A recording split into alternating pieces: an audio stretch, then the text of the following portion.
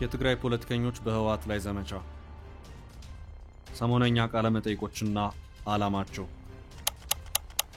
አቶ ገብሩ አስራት ህወሓት የወረቀት ነብር ፔፐር ታይገር ሆኗል ይላሉ። ምን ልበል አንዳንዶች ምንድነው የሚሉት የወረቀት ነብር የሚሉት አለ ፔፐር ታይገር።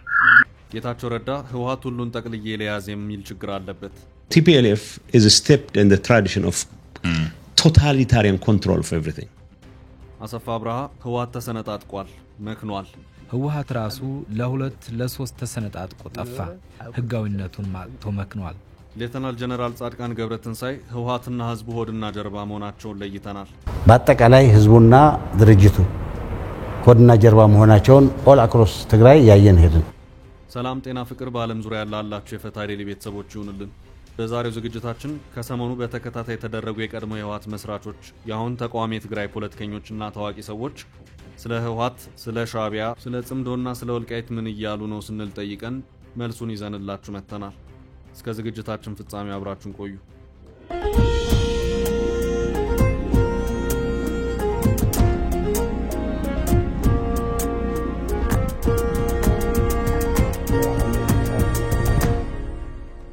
የትግራይ ዘመናዊ ፖለቲካ ታይቶ በማይታወቅ ሁኔታ እጅግ ከፍተኛ ስንጥቃት ደርሶበታል።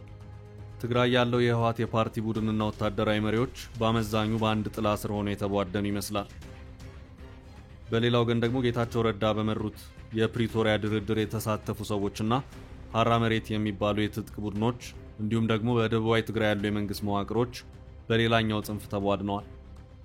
በትግራይ የሚንቀሳቀሱ ተቋሚ የፖለቲካ ፓርቲዎች የትግራይ ለውጥ ፈላጊዎች ንቅናቄ ውስጥ እየታቀፉ ቢሆንም እስካሁን ጥርት ብሎ የሚታይ የፖለቲካ አሰላለፍ እያሳዩ ግን አይደለም። ከሰሞኑ በሀገሪቱ መገናኛ ብዙሃን አብይ ጉዳይ የነበሩት የትግራይ ፖለቲከኞች ኢንተርቪዎች የብዙዎችን ትኩረት ስበው ነበር።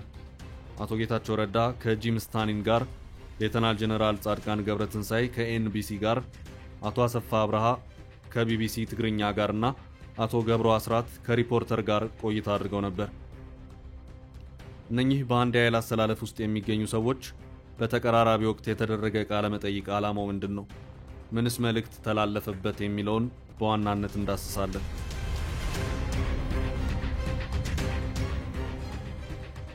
የቀድሞ የትግራይ ፕሬዝዳንት አቶ ገብሩ አስራት እውቁ የትግራይ ፖለቲከኛ ገብሩ አስራት ከትጥቅ ትግል እስከ 1993 ፍሽፍሽ ድረስ የህወሓት አባል የነበሩ ሲሆን የትግራይ ክልልንም በፕሬዝዳንትነት መርተዋል።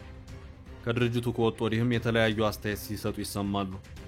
በሰሞነኛው ሪፖርተር ጋዜጣ የስልክ ቃለ መጠይቃቸው ህወሓት ሰሞኑን ስላደረገው ብሔራዊ ጉባኤና መግለጫው ምን አይነት አስተያየት አሉት የተባሉት አንጋፋው ፖለቲከኛ የፕሪቶሪያ ስምምነትን የተወሰነው የህወሓት አመራር ሲስማማበት የተወሰነው አልተስማማበትም ይላሉ። የህወሓት አመራር በሰላም አያምንም ሲሉም ይናገራሉ። አሁን ያለው የትግራይ ጦርነት መልክ የጀመረው ጥር 15 ነው ይላሉ አቶ ገብሩ አስራት። እንደሚታወቀው ጥር 15 ቀን 2017 የኮርና ከዛ በላይ የሆኑ የትግራይ ጦር አመራሮች ድጋፋችን ለህወሓት ጽፈት ቤት እንጂ ለጊዜያዊ አስተዳደሩ አይደለም ማለታቸው የሚታወስ ነው። እናም ይህንን አጋጣሚ ነው አቶ ገብሩ አስራት የአዲሱ የትግራይ ጦርነት ማንዣበብ የጀመረበት ዕለት ብለው የሚገልጹት።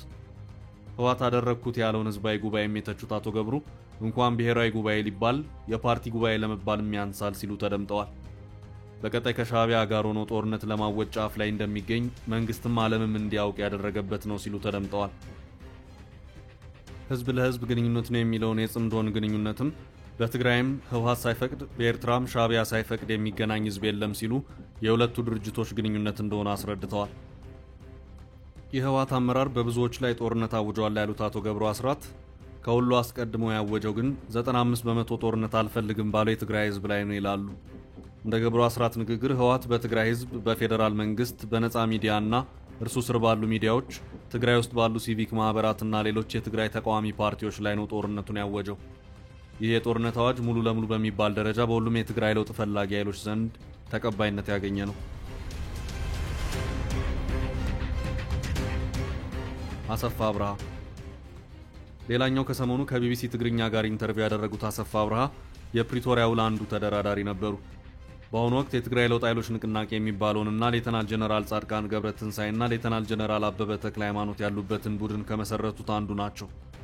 ከቢቢሲ ትግርኛ ጋር ባደረጉት ንግግር የአሁኑ የጊዜያዊ አስተዳደሩ መሪ ሌተናል ጀነራል ታደሰ ወረደን ብዙ ይኮንኗቸዋል። በተለይም ተፈናቃዮችን በመመለስ ጉዳይ ጀነራል ታደሰ መንግስት የሚወስነውን ጉዳይ ለፓርቲ አሳልፈው በመስጠት ስራዎችን ማስተጓጎላቸውን ይናገራሉ። ሌላው እኚህ ሰው በቃለ መጠይቃቸው መጨረሻ ላይ ባነሱት ሐሳብ ኢትዮጵያና ኤርትራ አይዋጉም፣ ስምምነት አላቸው ይላሉ። አብይ ለሚጠይቀው ሁሉ ስምምነታቸው መልስ አለው የሚሉት እኚሁ ፖለቲከኛ ሁለቱ መሪዎች በሳውዲ አረቢያና የአረብ ኤምሬት መሪዎች ፊት ተፈራርመዋል ይላሉ።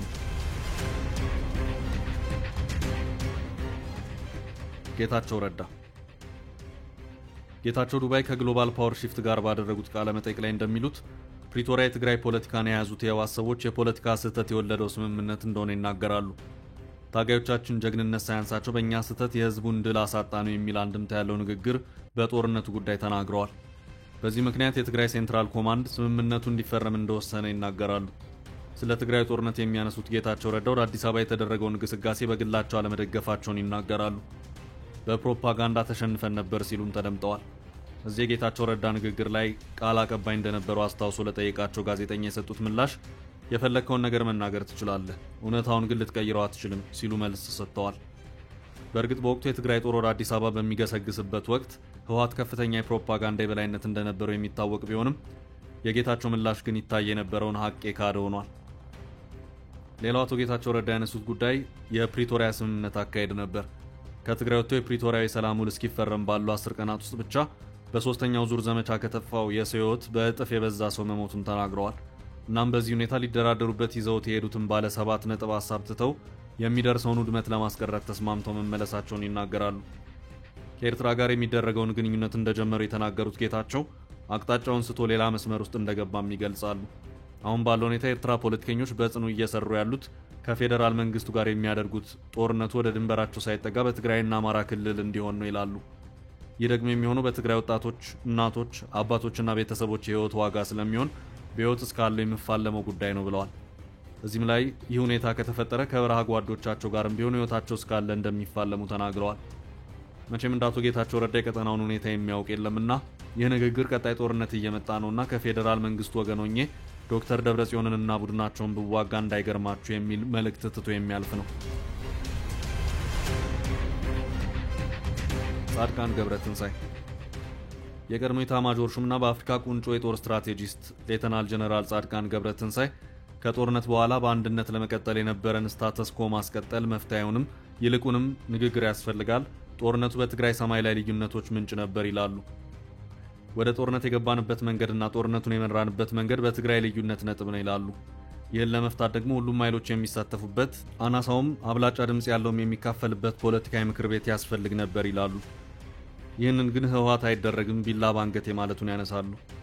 ህወሓት ችግር ነበረብኝ፣ ጸረ ዴሞክራቲክ ሆኛለሁ፣ በኔትወርክ ነው ምሰራው፣ ስልጣንን መኖሪያ ያድርጋለሁ፣ ስትራቴጂክ የአመራር ችግር አለብኝ ብሎ በግልጽ ያመነው ጥፋቱንና ችግሩን ለመፍታት ፍቃደኛ ለመሆኑን ይናገራሉ። ህወሓት ድርጅቱን ሊያፈርሱብኝ ይሰራሉ ብሎ እንደሚከሳቸው የተናገሩት ጻድቃን ህወሓት ተፈናቃዮችን ወደ ቀያቸው እንዳይመለሱ እንደታጋች እንደያዛቸውና ፓርቲው የህልውናው ቤዛ እንዳደረጋቸውም ይናገራሉ። የትግራይ ለውጥ ፈላጊዎች ንቅናቄ ለምን መመስረት እንዳስፈለገና ለምን የአጭር ጊዜ እቅድ እንዳስፈለገውም ይናገራሉ። አንደኛው ምክንያት በደብረጽዮን የሚመራው ህወሓት ከኤርትራና እንደ ፋኖ ካሉ የሀገር ውስጥ ኃይሎች ጋር ሆኖ ኢትዮጵያን የማተራመስ ዘመቻ ማዘጋጀቱና የፕሪቶሪያ ስምምነትን በህጋዊ መንገድ ለማስፈጸም አለመቻሉን ያነሳሉ። ሁለተኛ ደግሞ በአቶ ጌታቸው ረዳ አስተዳደር ጊዜ የተጀመሩ የለውጥ እንቅስቃሴዎችን የደብረጽዮን ቡድን እንደዘጋቸው ይናገራሉ። ህዝቡ ሁለት መሰረታዊ ጥያቄ ያለው የሚሉት ጀነራል ጻድቃን አንደኛው ጦርነት አልፈልግም የሚል ሲሆን ሁለተኛው ደግሞ በመጣንበት መንገድ አንቀጥልም የሚል የነጻ የፖለቲካ ጥያቄ እንደሆነ ያነሳሉ። አጭር ጊዜ የሚቆየው ንቅናቄ ሁለት ዓላማዎች አሉት ይላሉ። እሱም እየመጣ ያለውን እሳቸውም ካርታ ቀያሪ ያሉትን ጦርነት ማስቀረትና ትግራይ ላይ ለውጥ ማምጣት ሲሉ ይናገራሉ። የአጭር ጊዜ እቅድ የሆነበትን ምክንያት ሲያስረዱ ተገደን ገባንበት እንጂ ብዙዎቻችን በእድሜያችን መጨረሻ ያለን ሰዎች ነን ሲሉም ተናግረዋል። በጠቅላላው የፖለቲከኞቹን ንግግርና ሐሳብ ለተመለከተ ማዕከላዊ ጭብጡ የትግራይ ህዝብ ጦርነትና ህወሓት በቃኝ ቢልም ህወሓትና ወታደራዊ አመራሮች ግን በኃይል ህዝቡን እንደያዙት ነው። ህወሓት ከሻዕቢያ ጋር ጽምዶ የተባለ ጥምረት ፈጠርኩ ያለበትንም ስምምነት ብዙ ሲኮንኑትና አዲስ ጦርነት ሊዋለድ እየጣረ እንደሆነም ሲናገሩ ሰምተናል። ለእነኚህ ሁሉ ክሶች የህወሓትንም ሆነ ሻዕቢያ መልስ በዚህኛው መስመር እንደተወረወረው አይነት ነው። ዝግጅታችን በዚሁ ተጠናቀቀ። ሰላም።